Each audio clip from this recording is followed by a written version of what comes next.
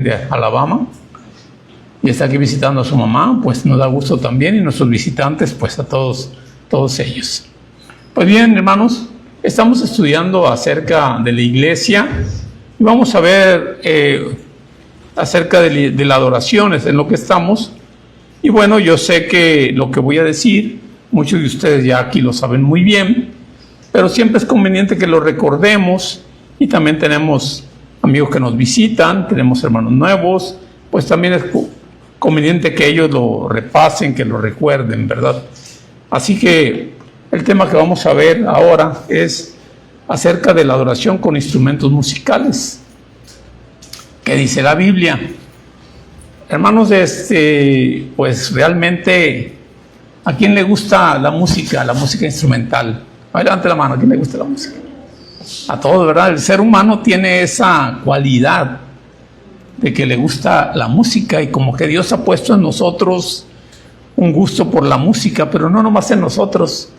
Vean los pajaritos, ¿verdad? Los pajaritos hacen música muy bella con su canto, también ellos.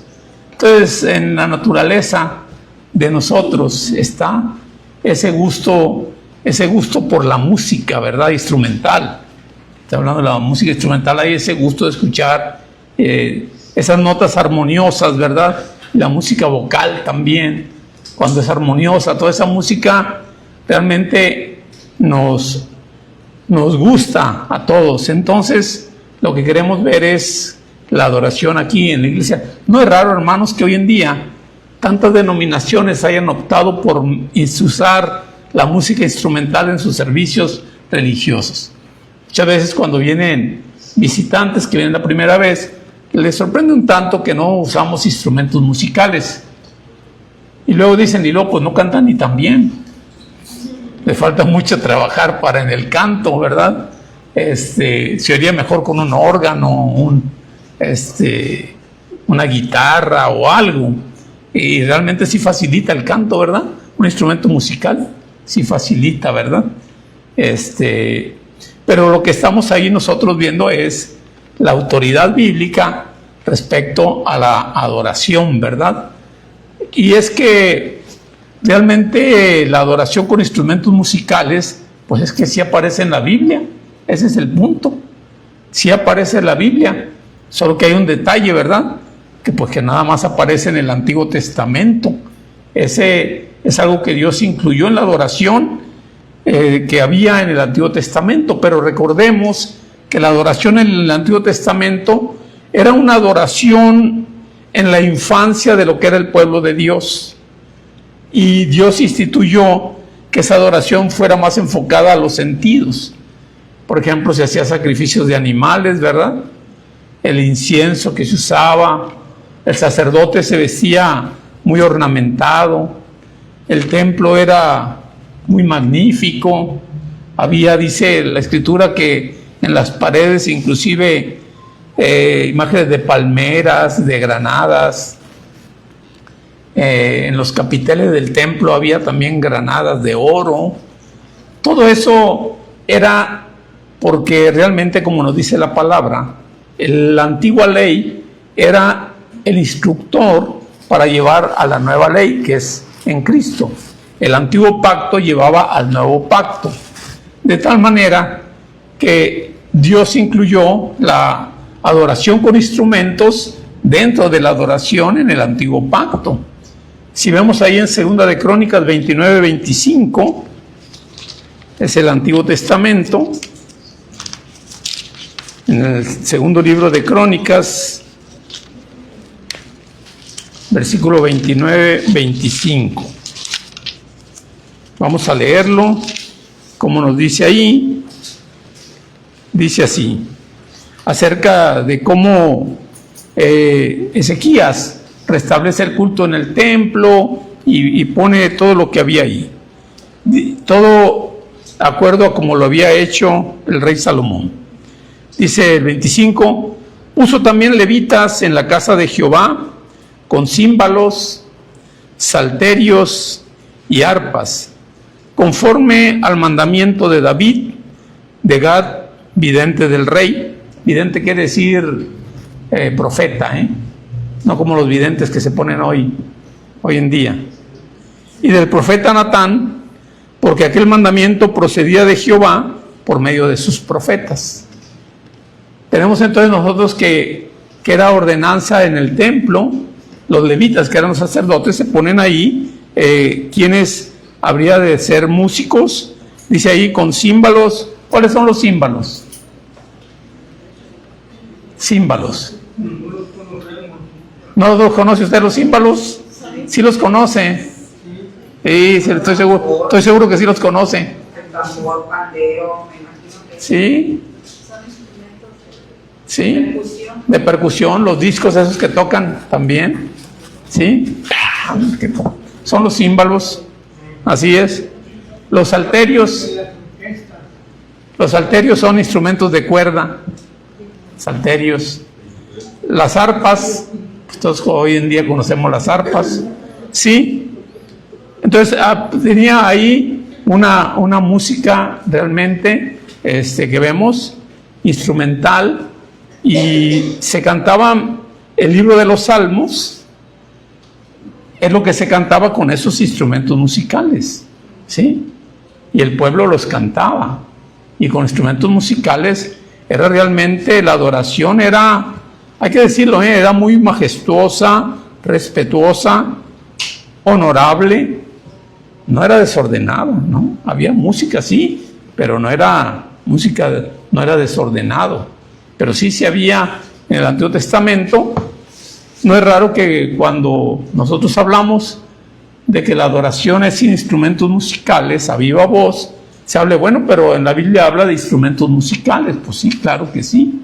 ¿Eunice? También había grupos vocales, ¿verdad? Sí, cantores, los cantores también. Dirigían. Así es, los cantores que dirigían ahí, todo eso había, ¿verdad?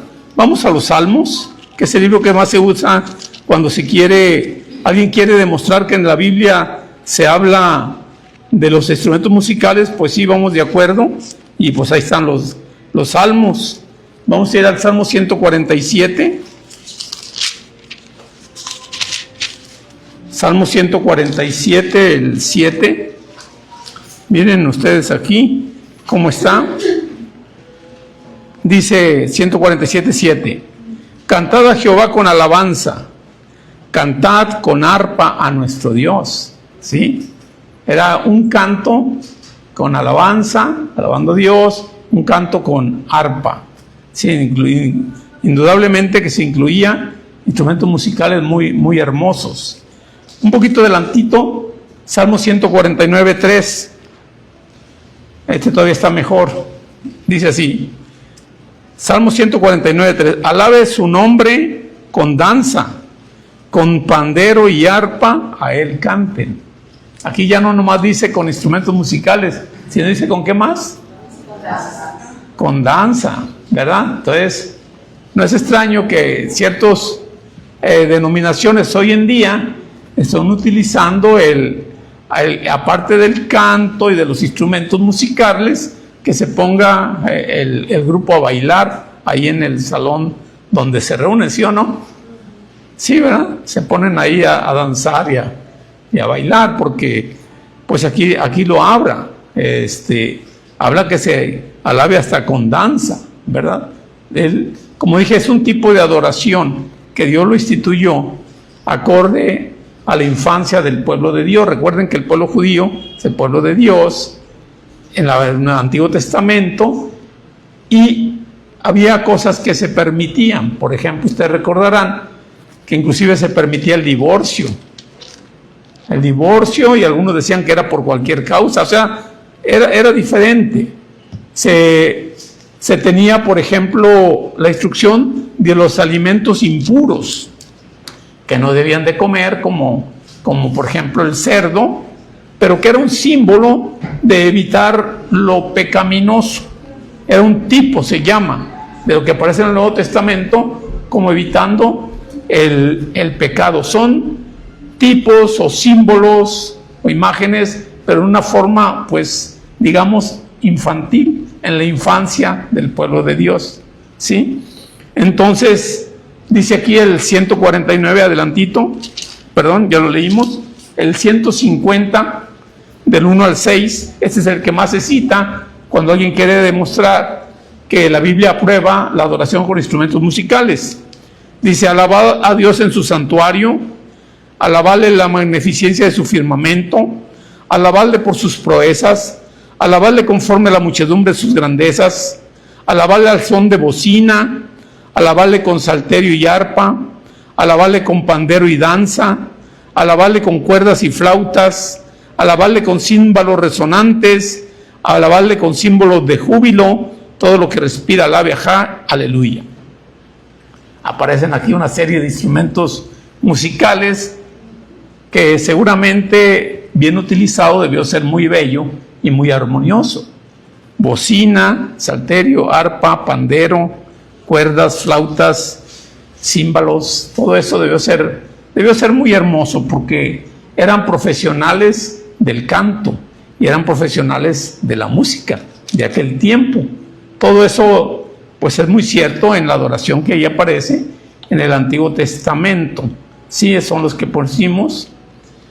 Sin embargo, sabemos bien que el Antiguo Pacto termina en la cruz y ahí inicia el Nuevo Pacto. Recordamos nuevamente estos pasajes que ya los hemos estudiado, pero conviene que los repasemos. Colosenses capítulo 2. Eso es muy importante cuando estamos predicándole a una persona nueva. Siempre iniciamos enseñándole la diferencia entre el Antiguo y Nuevo Pacto.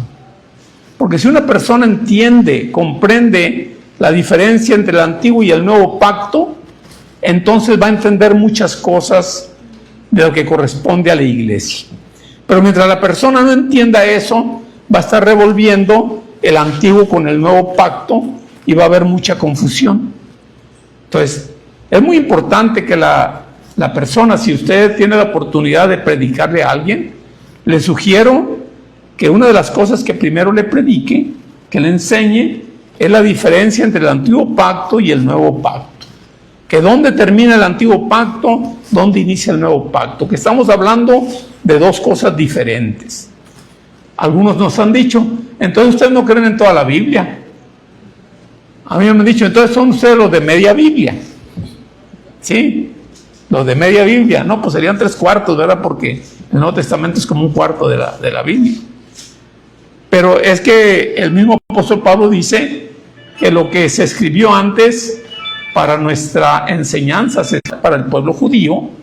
Sin embargo, ahí tenemos muchas enseñanzas, por supuesto, ejemplos bíblicos que nos enseñan cómo debemos conducirnos. Están en el Antiguo Testamento y son de gran enseñanza, claro que sí. Sin embargo, los mandamientos, pues por ejemplo, los alimentos, pues entonces ya, ¿a quién le gustan los chicharrones? ¿De aquí quién come chicharrones? Todavía, todavía, de vez en cuando comemos, ¿verdad? Pues si estuviéramos todavía en el Antiguo Pacto, no deberíamos comer chicharrones, ¿sí? Ostiones, tampoco, ¿verdad? Son alimentos impuros. Conejo, tampoco. Hay alimentos que no podríamos comer. Pero no estamos en el Antiguo Pacto, eso lo entendemos bien. Pero tenemos que entenderlo bien, que no estamos en el Antiguo Pacto en todo. No nomás en algunas cosas, sino en todo. No estamos en el Antiguo Pacto. No circuncidamos a los niños, no guardamos el sábado, no hacemos sacrificios de animales, ni tampoco apedreamos al hijo rebelde, ¿verdad? Porque ahí en la Biblia dice que al hijo contumaz y rebelde, pues que se le apedree. Ni apedreamos a los adúlteros tampoco, ¿verdad? Ni damos el diezmo, ¿verdad? Tampoco. O sea, todo eso es parte del Antiguo Testamento, ¿verdad? Hermano. Una pregunta, hermano. Entonces, ¿de dónde termina, en qué versículo o qué capítulo termina el Antiguo Testamento? Bueno, ándele. Muy buena pregunta, hermano, porque por eso estoy dando yo la importancia de dar esta clase, ¿sí? Vamos a leerlo ahí, Colosenses 2, 13 y 14. Colosenses 2, 13 y 14. Dice Pablo: y a vosotros, estando muertos en pecado y en la incircuncisión de vuestra carne, os dio vida juntamente con él, perdonándonos todos los pecados, anulando el acta de los decretos que había contra nosotros, que nos era contraria, quitándola de en medio y clavándola en la cruz. Esa acta de los decretos que había contra nosotros, dice Pablo, que nos era contraria, es la antigua ley, la ley de Moisés. ¿Dónde termina el Antiguo Testamento? En la cruz. En el momento que Cristo dice que ahí, dice él, la quitó de en medio, clavándola en la cruz. En la cruz, ahí donde es la muerte del Señor mismo, ahí mismo donde muere el Señor Jesucristo, muere también la antigua ley, el antiguo pacto. ¿Cómo dice? Sí, pues en cualquier testamento se activa cuando muere el testador. Así es. Cualquiera.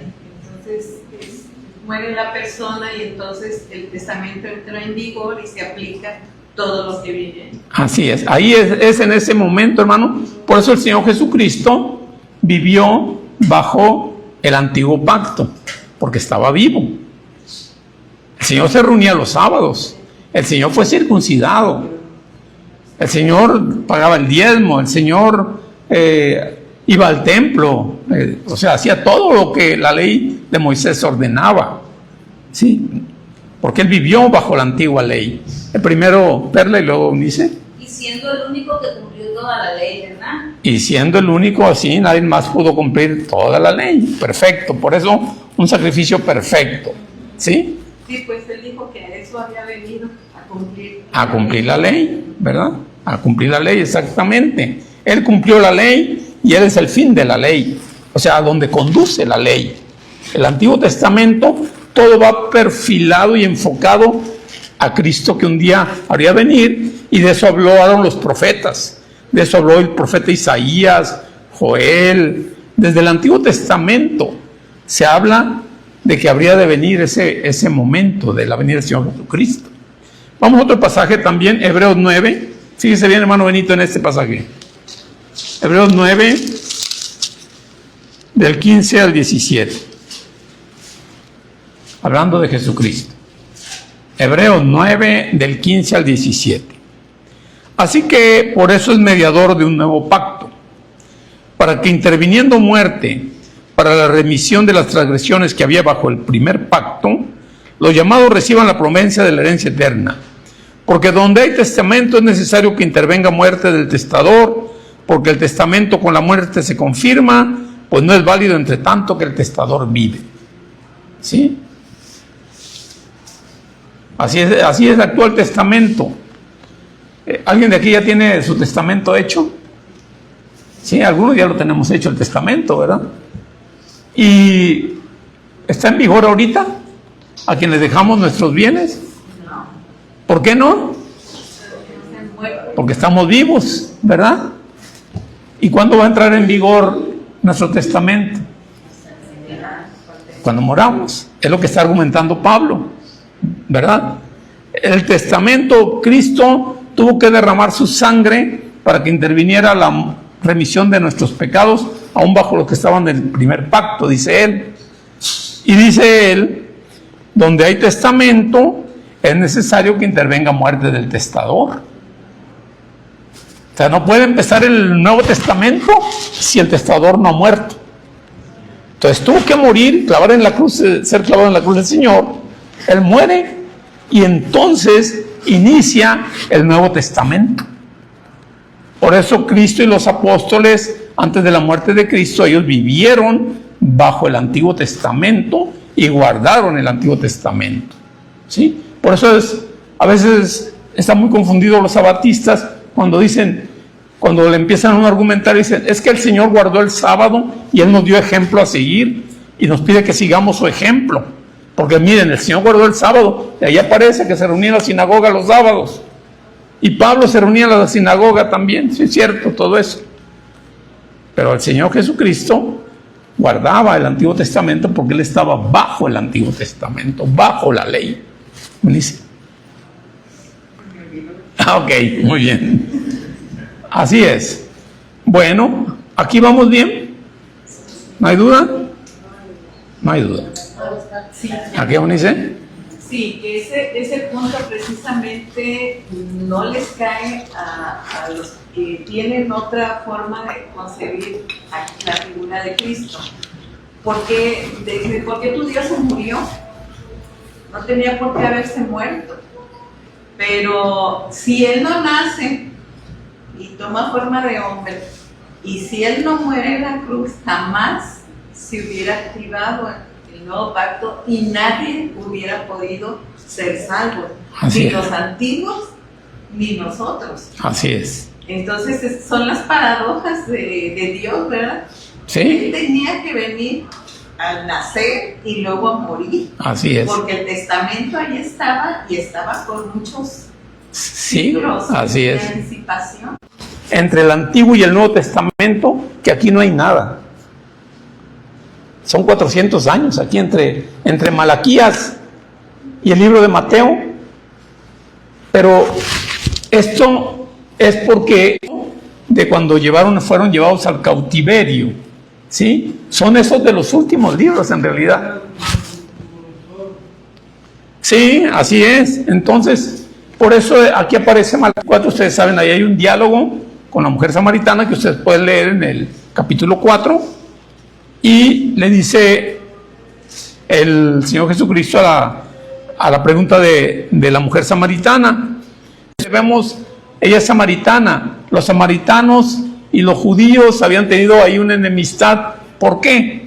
Porque los samaritanos no eran judíos realmente de raza. Alguna vez ya se habían mezclado. Fíjense bien, nuestros padres pueden estar equivocados en cuanto a la adoración. La mujer está ahí, ella está pues diciendo lo que me heredaron mis padres, la religión que me heredaron mis padres es que la adoración es en el monte Gerizim. Ella le dice que ellos adoran lo que nosotros. Así es. Y es lo que tenemos que hacer de buena manera. La verdad está aquí, ¿verdad? Y se adora de esta manera. Sí, muchas veces las personas adoran lo que no saben, por ignorancia. Y a veces dicen, es que yo tengo lo que me enseñaron mis padres, pues es que... A la iglesia y a orar con nosotros. Y ella dice que no, que porque Dios está en todas partes y que ella no necesita dentro de un lugar, una iglesia para ir a adorar a Dios, que ella lo adora desde su casa porque Dios está. Es más cómodo dejarle el celular a los niños que estarlos educando. Es más cómodo dejarlos con el celular, pero las consecuencias, por supuesto, ¿sí? O sea, lo usamos para lo que está destinado. Hay hermanos que rentan el local. Hay iglesias que rentan el local, que es un local hacia esto, ¿verdad? ¿Alguien levanta la mano? Y ese es un altar. Este no es un altar, así es. ¿Namilo Marisol? En este tiempo, estas alturas, Yo sé que hay congregaciones en que a la hora de que termina el servicio mueven las bancas y aquí ponen mesas y se hace aquí un convite. Sí, no estamos de acuerdo en eso porque queremos dedicarlo exclusivamente a la... Comentaré otro en algo, Fernando, sobre eso. En Guadalajara nos reunimos los criterios que estamos descargando. Y en la semana pasada, un compañero de trabajo me dijo, ¿crees en Dios? Sí. Bueno, si tú crees en Dios, ¿por qué adoras santos o imágenes que el hombre hace? Bueno, es ahí dice. Estudia tu Biblia católica, porque ahí está lo que enseñaron Cristo y los apóstoles. Síguelo y verás. Te vas a dar cuenta que hay muchas cosas que no te enseñan en la Iglesia Católica, pero que ahí están. Entonces, si tú vas, la lees, las aprendes, pues la persona va a ir siguiendo el Evangelio. Es lo que va a ocurrir, porque es lo que escribió Cristo y los apóstoles, que pues muchas cosas no se mencionan, no nomás en la Iglesia Católica, en muchas denominaciones hay muchas cosas que no se mencionan.